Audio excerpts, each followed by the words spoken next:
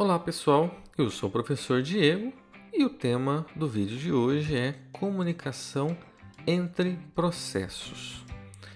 Bom, o que são processos, né? Então vocês já devem ter visto, né, no momento que vocês estudaram sobre sistemas operacionais, né? Então processos eles são programas que estão sendo executados dentro de um host, né? Esse é o conceito de processos.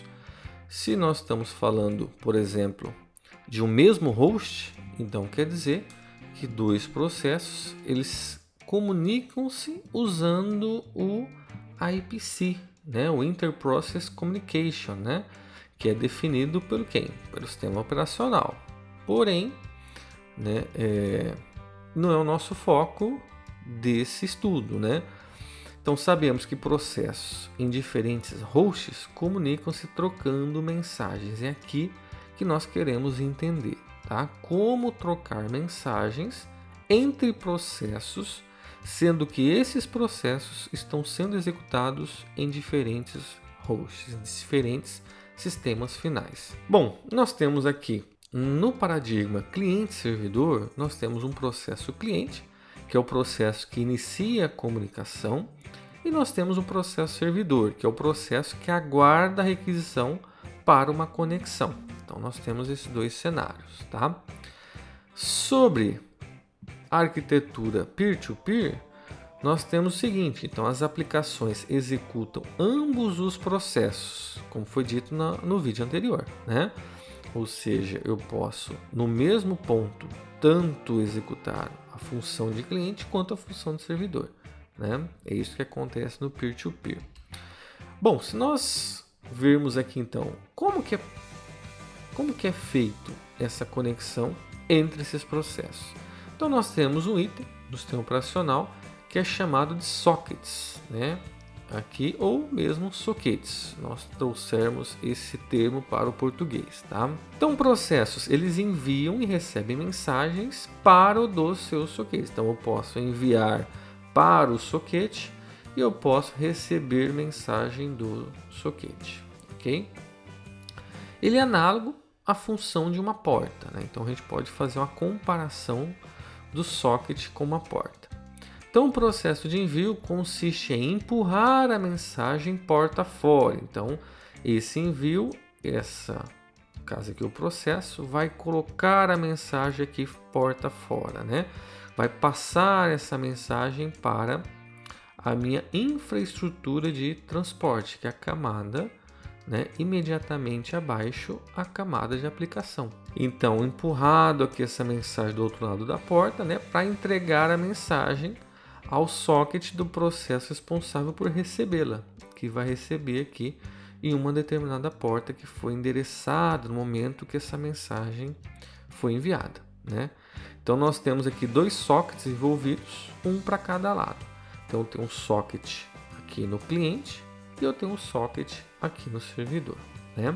Então essa comunicação, por exemplo, pode utilizar aí a internet ou a sua rede local aí para poder fazer esse envio da informação. O que tem que ficar claro é que essa aplicação estão sendo executadas, nessas aplicações aqui, tanto do lado do cliente quanto do lado do servidor, elas estão sendo executadas em sistemas finais diferentes, tá? E é necessário nós entendermos que a camada de transporte, rede, enlace física, né? Tudo isso aqui é controlado pelo sistema operacional.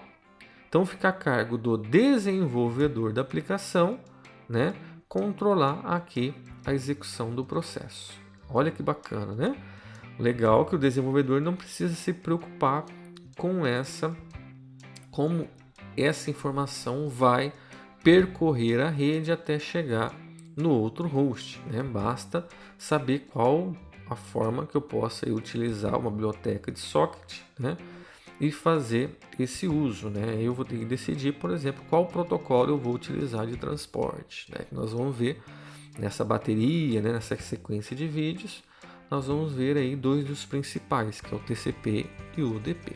Bom, entendida essa parte, vamos dar uma olhada agora nesse processo de endereçamento, né? Até porque nós vimos que, ok, A aplicação vai colocar nessa porta e aqui vai sair nessa porta para aplicação de destino. Depois uma resposta, né? Coloca nessa porta e surge aqui nessa porta da aplicação de origem, né?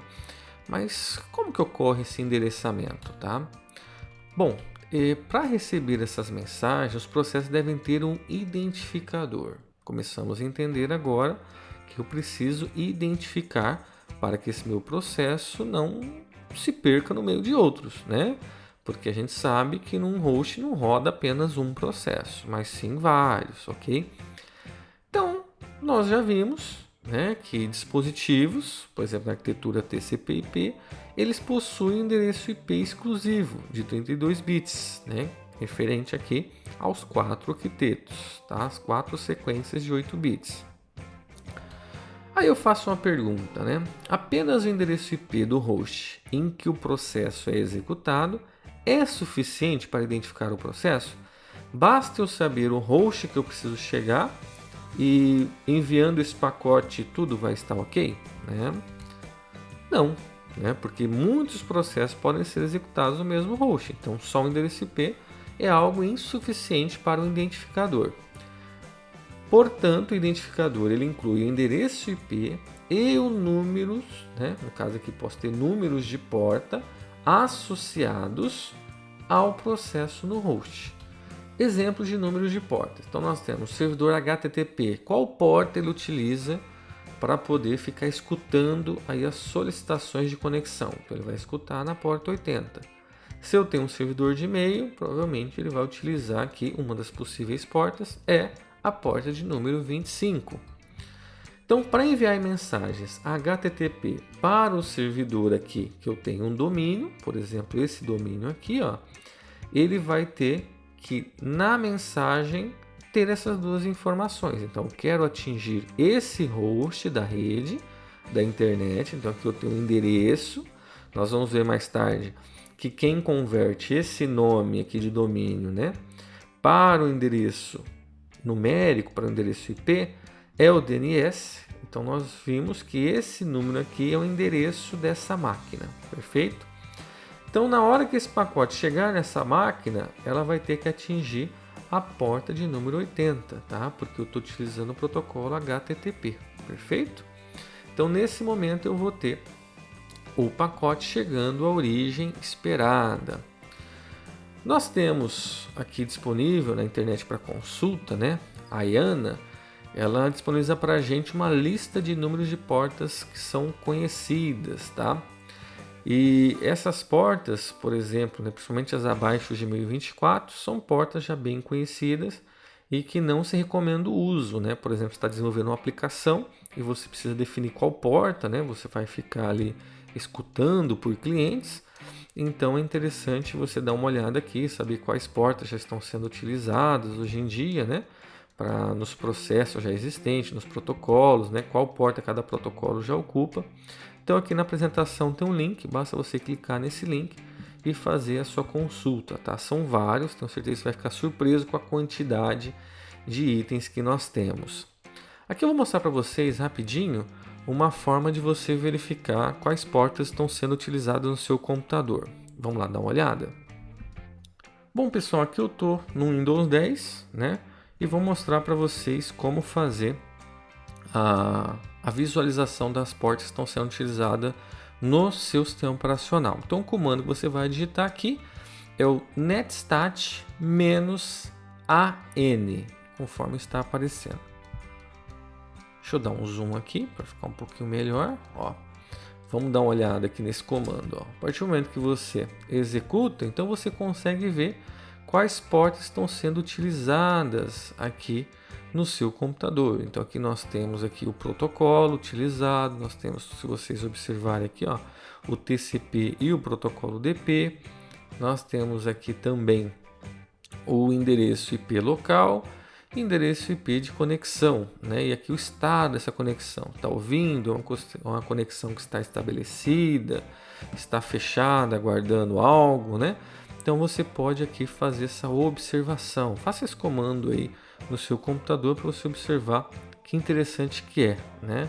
Então nesse primeiro momento, né? Não vamos detalhar cada um deles, mas o importante é você ver essa combinação aqui, ó. Então nós temos um endereço IP e uma porta, certo? Novamente, outro endereço IP e outra porta, né? Então essa combinação que nós vimos agora há pouco, né?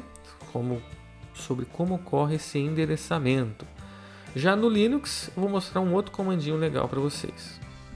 Bom pessoal, aqui eu estou aberto aqui um terminal conectado por SSH numa máquina Linux, né? Por exemplo, o Ubuntu Server. E nós temos um comando aqui muito legal para vocês poderem testar e verificar essas conexões aí, essas portas estão abertas no sistema operacional Linux. Você pode usar, por exemplo, esse comando ss, né? Se você der um enter, ele vai listar para a gente aqui várias portas aqui, né, que estão sendo executadas pelo host, né? Se você fizer um comandinho um pouco mais filtrado, por exemplo, ss-tunap, né? ss-tunip, né? Só que isso aqui vai exigir uma senha de sudo para trazer o nome do processo, tá? Então, se eu digitar aqui, ó, ele aparece para a gente. Por exemplo, né, eu estou conectado por SSH nessa máquina Linux, então ele está ouvindo aqui o IP da máquina local e que porta ele está ouvindo. Então o protocolo SSH, que é o que eu estou utilizando para conectar nessa máquina, ele escuta, né, ele executa na porta 22 por padrão. E o IP da máquina que eu estou usando para se conectar aqui no servidor pelo SSH é esse outro IP aqui, ó.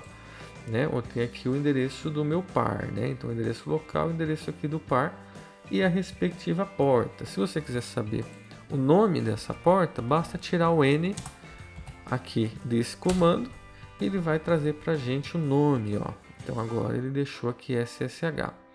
E aqui nós temos qual processo está sendo executado, né? Então nós temos o processo aqui do serviço SSHD, né? Então tem como a gente verificar no sistema operacional quais são as portas que estão ouvindo, ou que estão esperando conexão, ou que tem conexão estabelecida, né?